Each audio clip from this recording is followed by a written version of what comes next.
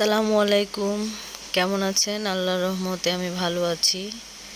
আজকে বিকালে বের হয়েছিলাম, ঢুলতে ঢুলতে বের হয়ে গেছি কাঁঠাল বাগান দেখতে। সাভারে কিন্তু অনেক কাঁঠাল হয়েছে। আপনারা যারা কাঁঠাল খাইতে চান সাভারে চলে আসেন, মনে হয় কম দামেই পাবেন, কারণ সাভারের প্রতিটা বাড়িতে অনেক কাঁঠাল আর এদিকে সাভারে কাঁঠাল গাছ প্রচুর। তো সেই অনুযায়ী ফলনও বেশি হয়েছে, অন্য অন্য বারের চেয়ে এবার বেশি কাঁঠাল দেখা যাইতেছে। কাঁঠাল আমাদের জাতীয় ফল, এটা তো আমরা সবাই জানি, তাই কি এত বড় নাকি কে জানে। কার কার কাঁঠাল পছন্দ? আমার কিন্তু ভালোই লাগে, না শক্ত শক্ত যেটা একটু ওইটা বেশি মজা, মিষ্টি মিষ্টি লাগে, গ্রানটাও অসাধারণ। সব কিছুরই একটা লিমিট থাকে। কাঁঠাল বেশি খাইলেও ঝামেলা, আবার কম খাইলেও মনে চায় আরেকটু খাই। সবার পছন্দ না।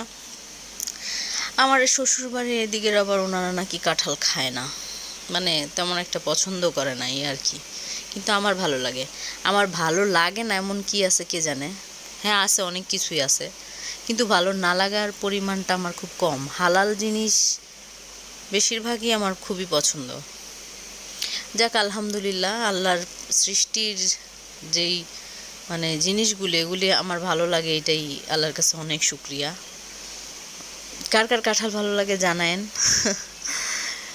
একটা আর কাঁঠালের বিচি ভর্তা তো আমার জামাইয়ের ভীষণ পছন্দ। কাঁঠাল ভাজাও অনেক পছন্দ, কাঁঠাল ভাজা না মানে কাঁঠালের যে বিচির ভাজা হয় না, অনেক ভাল লাগে।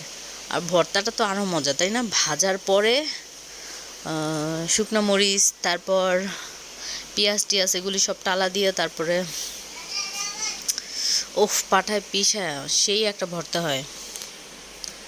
এই আর কি, ঘুরে ঘুরে বাচ্চাদের নিয়ে কাঁঠাল গাছ দেখলাম।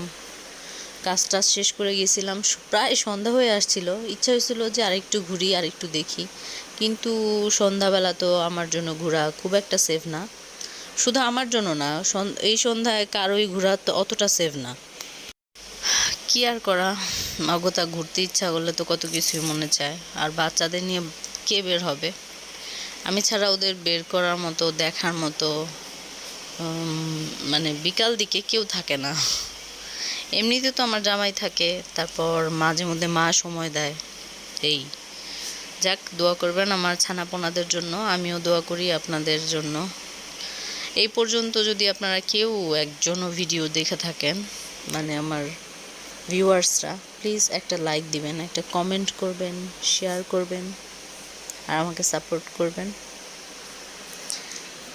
এটাই চাওয়া। জানি না আমি কবে সফল হইতে পারবো।